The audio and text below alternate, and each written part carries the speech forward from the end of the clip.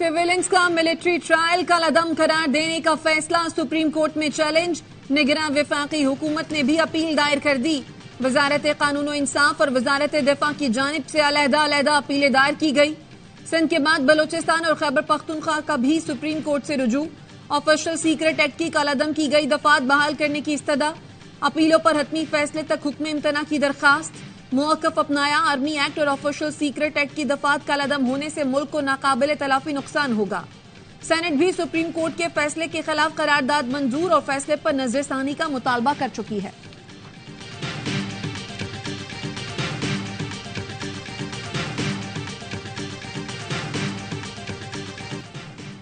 फौजी अदालतों से मुतल्लिक केस तेजी से चला और सूबों को नहीं सुना गया। साबिक अटॉर्नी जनरल अशर साफ कहते हैं सलामती के इदारों के मामलात को आम कवानीन की नजर से नहीं देखा जाता।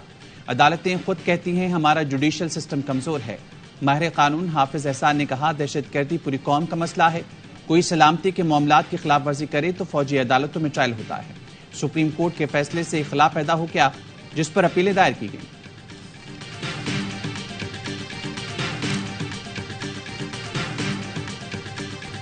फौजी तनसीबात पर हमलों के मुकदमात मिलिट्री कोर्ट्स में चलने चाहिए।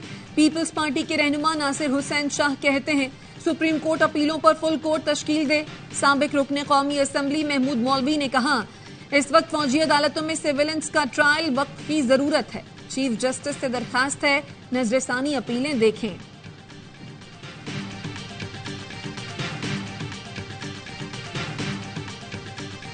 सत्तर साल पुरानी सियासत चल रही है। पुराने सियासतदान माजी में फंसे हैं। वो ना आज के सोचते हैं ना मुस्तकबिल के सोचते हैं। मसाइल से निपटने के लिए हमें नई सियासत का आगाज करना होगा। चेयरमैन पीपल्स पार्टी बिलावल भुट्टो का मर्दान में वर्कर्स कन्वेंशन से खिताब। पंडाल में कारकुनों की बड़ी तादाद मौजूद।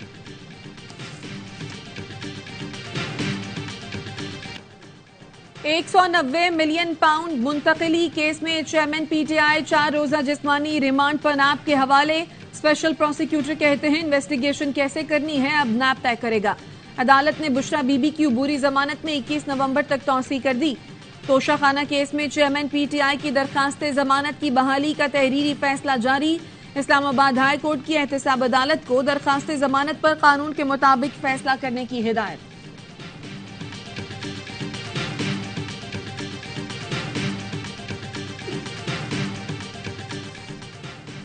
निगरान वज़ीर-ए-आला पंजाब मोहसिन नकवी की ज़ेर सदारत इजलास 9 मई के मफरूर मुल्ज़िमान की अदम गिरफ्तारी पर इजहार बरहमी। कहा मफरूर मुल्ज़िमान को जल्द अज जल्द गिरफ्तार किया जाए।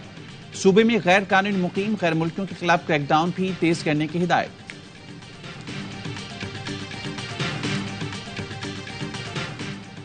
पाकिस्तान में तखरीबकारी का मंसूबा बनाया गया है। चमन के एहतजाजी धरने को निशाना बनाकर इल्जाम पाकिस्तानी इदारों पर लगाया जाएगा।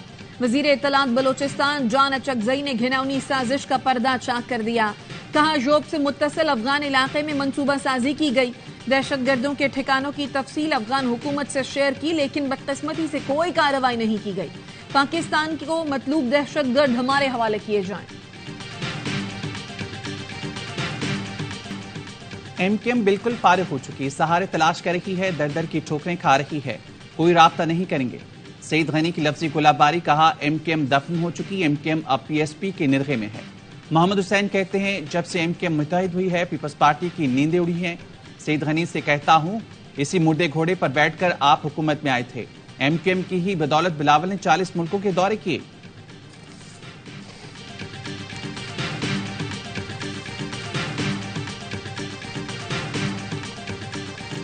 इस्राइली फोर्सेज ने गजा के शुमाली इलाकों पर फास्फोरस बम बरसा दिए। मगरबी किनारे पर भी अस्पताल का मुहासरा। जनीन कैंप के करीब इब्ने सीना अस्पताल को खाली करने की वार्निंग। डॉक्टर्स और तिब्बी अमले को बाहर निकाल दिया। अस्पताल के अतराफ इस्राइली टैंक खड़े कर दिए। रास्ते बंद। अल शिफा अस्पताल पर मुकम्मल कब्जा। आमद-ओ-रफ्त पर पाबंदी लगा दी।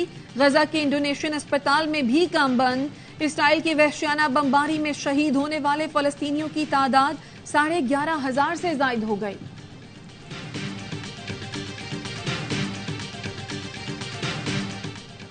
गवादर बंदरगाह मुस्तकबिल करीब में समंदरी रास्ते से तिजारत का मरकज होगा। हुकूमत की तरजीह है फिशरीज की सनत को जिद्दत दी जाए।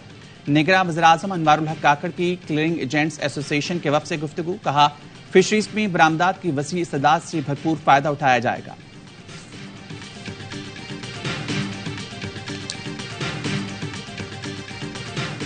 और क्रिकेट वर्ल्ड कप का बढ़ाए जोश, हर लम्हा पुरजोश।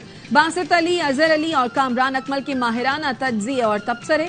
मारूफ अदाकार अदनान सिद्दीकी आज बनेंगे मेहमान, खेलेंगे मासूमाना खेल। मुस्तफा चौधरी और आदि कहकहे बिखेरेंगे।